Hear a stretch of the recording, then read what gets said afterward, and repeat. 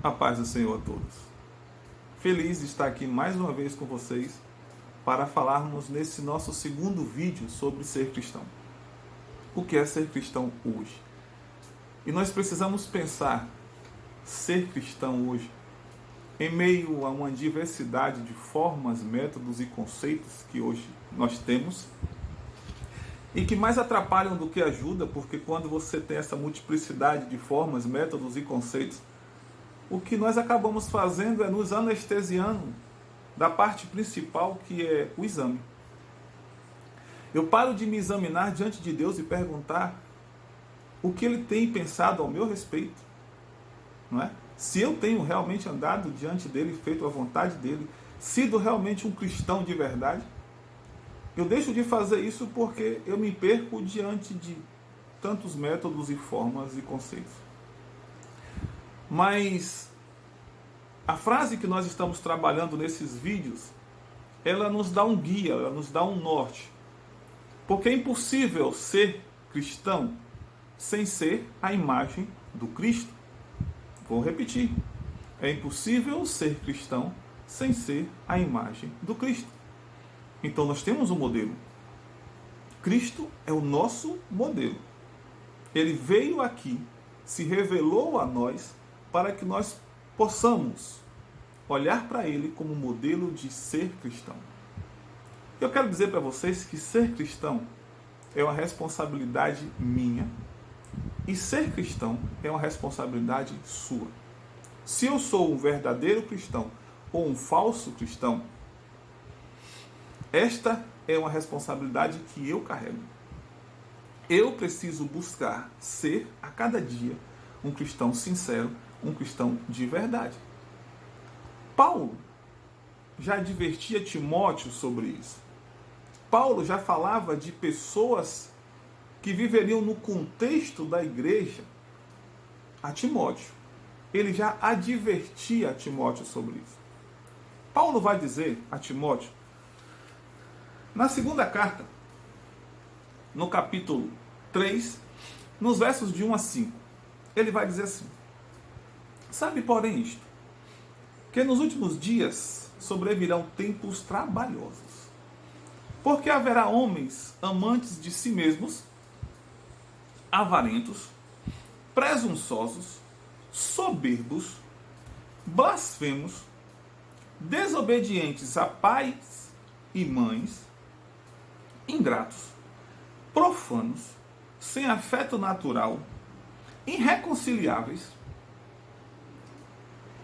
caluniadores, incontinentes, cruéis, sem amor para com o outro, traidores, obstinados, orgulhosos, mais amigos dos deleites do que amigos de Deus, tendo aparência de piedade, mas negando a eficácia dela. Destes, afasta-te. Aqui é Paulo dando um incentivo a Timóteo e falando para ele das características das pessoas que estariam na igreja e no contexto da igreja. O outro está em 2 Timóteo 4, de 2 a 4. Pregue a palavra, esteja preparado a tempo e fora de tempo. Repreenda, corrija, exorte com toda paciência e doutrina. Pois virá o tempo em que não suportarão a sã doutrina. Pelo contrário, sentindo coceira nos ouvidos, segundo os seus próprios desejos, juntarão mestres para si mesmos. Ou buscarão mestre segundo os seus próprios desejos. Eles se recusarão a dar ouvidos à verdade, voltando-se para histórias ou fábulas. Esses são os homens, as pessoas que estarão na igreja e que Timóteo teria, na época, que lidar com elas. Quando nós lemos isso aqui, falamos de ser cristão. Claro que nós nunca nos colocaríamos como um desses aqui. Porque a nossa reação imediata é dizer assim: epa, eu não sou assim. Primeiro que Paulo escreve essas coisas para as pessoas do mundo. Não. ele está aconselhando um jovem pastor. Timóteo, fique esperto, porque você vai lidar com pessoas desse tipo. E é interessante que as características das pessoas que estariam no círculo, não é, do rebanho de Timóteo, hoje, se nós formos olhar, seriam as piores características que nós colocaríamos para pessoas que não são ou não têm um relacionamento com Deus. Então nós precisamos entender o que é ser cristão. Porque ser cristão não é estar na igreja. Ser cristão não é carregar a Bíblia, irmão. Ser cristão não é orar. Ser cristão é ter um relacionamento transformador com Deus e ter Cristo como modelo de vida. E nós precisamos entender isso. Porque hoje, às vezes, nós queremos ser cristãos fugindo da responsabilidade e, o pior, colocando a responsabilidade do nosso cristianismo ou de ser cristão em Deus. Porque nós gostamos de dizer assim: Deus, o Senhor tem liberdade na minha vida. Deus, faz o que o Senhor desejar em mim. Quando a gente chega na igreja, a primeira oração que a gente ouve é: Espírito Santo, você tem liberdade aqui. Aí, outra coisa que a gente gosta de dizer é assim: eu sou todo seu, ó Deus, o Senhor pode agir em mim. Mas, queridos, se nós temos consciência que Deus tem essa liberdade, que Ele pode fazer o que Ele quer em nós, e que nós somos todos dele, o primeiro ato, a primeira ação que precisa existir em nós é a busca de sermos aquilo que Deus deseja.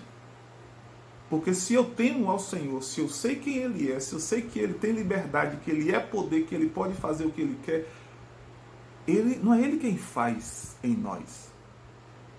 Ele nos ensina. É por isso que o Espírito Santo está em nós. O Espírito Santo vai nos fazer lembrar as verdades de Cristo, ele vai nos convencer do pecado, da justiça e do juízo, ele vai nos guiar à presença de Deus. Mas quem tem que andar somos nós. O Espírito não vai empurrar. Tanto que Paulo vai dizer que nós podemos entristecer ou extinguir o Espírito. Então nós precisamos começar a compreender o que é ser cristão. E isso é o nosso desafio. Aí, como a nossa frase diz no início, eu não posso ser cristão sem ser imagem do Cristo, a primeira coisa que nós poderemos pensar é o que é ser a imagem de Cristo. Porque quando Deus fez o homem, ele vai dizer: façamos o homem a nossa imagem conforme a nossa semelhança. E o que é ser imagem? Porque muitas vezes nós lemos a Bíblia, falamos as coisas da Bíblia, mas não sabemos o que diz a Bíblia. Ser imagem é algo que, ao ser visto, reflete outra pessoa. Entendeu? Imagem é aquilo que, quando olhar, ela faz lembrar, ou indica, ou projeta diretamente para outra pessoa. Eu costumo dar exemplo na igreja sobre duas coisas. Primeiro, o perfume. Quando você se relaciona com uma pessoa que usa o mesmo perfume, e você gosta da pessoa, e você ama aquela pessoa, você pode viajar para São Paulo. Quando você chega em São Paulo, que você sente o cheiro do perfume, você lembra e fica procurando a pessoa, porque parece que, pelo amor e a proximidade, só existe aquela pessoa que usa aquele perfume no mundo. É isso que é a imagem. Quando você percebe aquilo, logicamente você cria no seu coração e na sua mente a pessoa desejada. Quando você é uma pessoa que você anda na rua, que você olha para algo, aquele algo te faz lembrar a pessoa. Você não venera o perfume e você não pega aquela coisa como se fosse a pessoa, mas ao olhar para ela, ela te faz ver outra pessoa. É isso que é ser imagem de Deus. É que as pessoas, ao olharem para nós, vejam Deus em nós. E como eu disse, isso só acontece quando a pessoa é amada. Eu preciso ser essa imagem. Eu preciso ter um relacionamento com Deus tão íntimo, tão próximo, que as pessoas ao olharem para mim, vejam Deus em mim. Só que outro obstáculo que nós enfrentamos nisso é a questão da essência e da aparência, porque às vezes eu quero parecer a imagem de Deus, mas eu não sou. No meu íntimo eu não sou a imagem de Deus. E nós somos tentados e aprendemos muitas vezes que ser imagem de Deus são coisas que eu faço, é uma forma que eu vivo. Não é. É uma roupa que eu visto. Não é. É algo que eu falo. Não é. Esse é o grande erro que os cristãos hoje têm cometido. Achar que existe uma forma, existem gestos, existem coisas que me fazem parecer a imagem de Deus. E o mundo desse parecer, ele vai crer que Deus está em mim. O mundo vai olhar e ele vai ver Deus em mim apenas porque eu visto uma roupa, às vezes porque eu me porto de um jeito. E não é assim. E nós temos visto isso. Como eu digo sempre, o mundo está passando sem perceber a igreja. Aí, nós precisamos começar a entender que nós só somos a expressão da imagem de Deus quando Deus habita verdadeiramente dentro de nós. Vocês já perceberam quantas vezes eu tenho dito isso? Deus habitar verdadeiramente dentro de nós. Não é da forma que eu quero. Não é da forma que eu penso. É da forma que o Senhor quer e da forma que o Senhor pensa. Aí, queridos, nós, como expressão da imagem de Deus, o que somos no nosso relacionamento íntimo com Deus, essas são duas coisas que nós precisamos pensar ou juntar. Porque nós somos a expressão da imagem de Deus na proporção do meu relacionamento íntimo com Deus. Para ficar mais claro essa colocação. Eu sou a imagem de Deus na proporção do meu relacionamento íntimo com Deus. Íntimo. Pessoal. E tem um texto que eu gosto muito, onde Jesus fala justamente disso, para a gente não confundir ser com parecer. E Jesus quebrava muito a cabeça dele com os fariseus por causa disso. Está lá em Mateus 6, de 1 a 18. Jesus usa 3 questões muito básicas e que nós gostamos de usar como fundamento da nossa vida cristã hoje. Que é oração, jejum e as esmolas, a ajuda ao próximo. E isso tem sido uma coisa complicada hoje em dia com as redes sociais.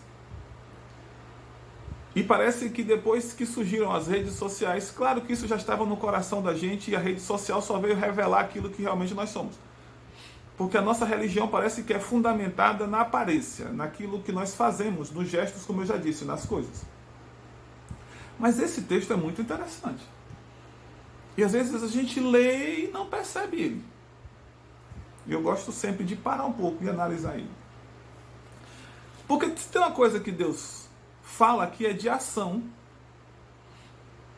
mas principalmente de motivação. Coloca isso na cabeça de vocês. Motivação. Não é ação somente, é a motivação. Porque Deus, eu costumo dizer na igreja, que quando Ele senta para conversar com a gente, Ele não olha para o nosso rosto, Ele olha para o nosso coração. Ele sonda as intenções do nosso coração. É aí que está o problema. E nesse texto, a primeira coisa que Jesus fala é, do 1 ao 4. Quando você ajudar alguém, ou der esmola, que a tua mão esquerda não saiba o que a direita está fazendo. Ó. E o que é que mais acontece hoje em dia, queridos? É a esmola que eu dou e filmo. Eu ajudo o irmão e ponho no Instagram, no Facebook, eu ponho no WhatsApp. Eu tiro foto e diz, olha como eu estou fazendo a obra do Senhor, estou dando cestas básicas. E para que isso serve? Para alentar o nosso eu, para acalentar o meu ego, para que as pessoas vejam que eu sou bom. É isso que eu quero. Ah, pastor, mas a gente tem que mostrar o bom. Mas Jesus, ele é taxativo quando você fizer. Se Jesus morasse hoje, vivesse hoje conosco, ele diz assim: o que você fizer, não filme. Oração é outra coisa complicada. Ele vai dizer assim: quando vocês forem orar, não fique em pé na igreja. Não grite nas esquinas para que as pessoas ouçam. Ó, que coisa interessante. O que nós gostamos de fazer hoje? Orar alto, orar bonito, orar eloquentemente. O nosso país está passando, nosso país não, o mundo está passando por uma crise, esse vírus que veio aí, o coronavírus. Aí as pessoas vão para o meio da rua, elas vão para as praças e se ajoelham e começam a bradar, a gritar. Queridos, mas pastor, o senhor está sendo incoerente. Não. Nós precisamos orar, sim, mas ele diz, olha, não precisa se levantar e gritar para que as pessoas vejam. Não precisa. Lembre-se que eu estou falando de motivação do coração. Eu não estou falando de coisa, de gesto, nem disso. Eu estou dizendo que Jesus fala da motivação do coração. E ele diz, não levante. Não precisa se levantar no meio da sinagoga. Não precisa falar alto. Não precisa bradar nas esquinas. Outra coisa importante. Jejum. Quando você jejuar, a última coisa que você vai fazer é falar que está jejuando. Ó. Não fale que você está jejuando. Segundo, não fale, nem entristeça a sua face para que as pessoas perguntem, você está jejuando, Paulo? Ô irmão, há 3 dias. Irmão Jesus, ele é muito inteligente. Porque isso ronda o nosso coração. E aí voltando, porque são coisas diferentes, mas Jesus usa o mesmo fundamento para as 3. Ele fala assim, se você dá alguma coisa a alguém, ora, jejua, e quer que as pessoas vejam, você já recebeu aquilo que você foi buscar, o pagamento, a dádiva do que você queria. Entendeu isso? Se você faz para que os outros vejam, você já recebeu. Apaga. E muita gente faz e se frustra. Hoje em dia tem muita gente adoecendo por isso, porque eu não sou reconhecido. Ó. Qual é a nossa intenção? Ser reconhecido diante dos homens. Aí Jesus vai dizer também como fundamento para as 3 ações. Quando você ajudar alguém, quando você for orar e quando você for jejuar, faça isso em secreto. Quando você for ajudar, que a sua mão esquerda não sabe o que a direita fez. Quando você for orar, entra no teu quarto, não precisa gritar. Entra no teu quarto, fecha a porta. Quando você for jejuar, faça isso em oculto. E ele vai dizer também, como fundamento para os 3, o teu pai em secreto vê. O teu pai em secreto vê e ele te recompensará. Aí, concluindo, eu acho que esse é o nosso medo. Sabe? É justamente essa é a nossa insegurança. É isso que nós queremos esconder da gente mesmo. É encarar Deus no secreto. É deixar que Deus olhe para o nosso coração em secreto. Sabe por quê? Porque eu posso enganar as pessoas com as minhas esmolas, com as ajudas que eu dou aos outros.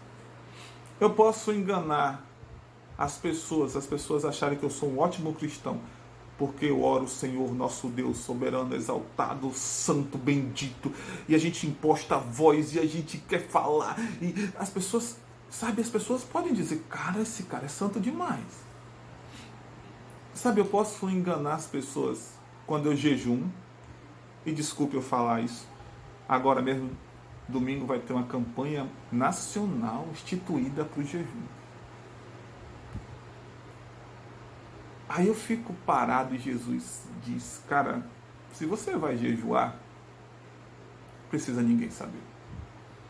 Isso é uma iniciativa sua, pessoal, com Deus. Ele está em secreto. Eu posso enganar as pessoas fazendo essas coisas, mas eu não engano a Deus. É por isso que nós temos essa resistência de ir para o secreto. É por isso que nós preferimos buscar esses métodos que nós temos hoje de ser cristão, de parecer cristão, porque eu não posso encarar Deus. Porque eu não tenho a menor condição de encarar o Senhor, de olhar Ele na face. Porque Ele sabe quem realmente eu sou. Então, queridos, eu preciso entender o que é ser cristão.